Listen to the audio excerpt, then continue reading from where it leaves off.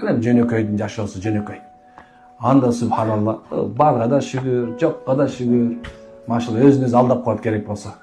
Эми Кудайга шүгүр ушул алдап коюш болду. Барбы, жокпу? Жөнөкөйлүк субханалла ушундай чоң нерсе экен. Байкасаң, жөнөкөйлүк бир гана адамды көтөрөт. Бирок жөнөкөй варафа Аллах деген ушул. Аллах аны көтөргөндө дүйнөсү жок. Танышы деле жок. Таянар деле жок.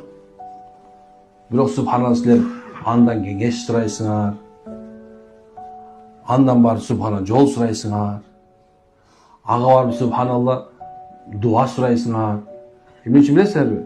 Анткени Алла кимди көрсөтүп койгон болсо, кимди көтөрүп койгон болсо, субханалла адамдар анын жана тегеренине турат. Аарылар бар го, балга тегеренгендей болот. Ошо сени жөнөкөйлүк машалла кооздойт. Алла баарыбызга береке берсин иншалла.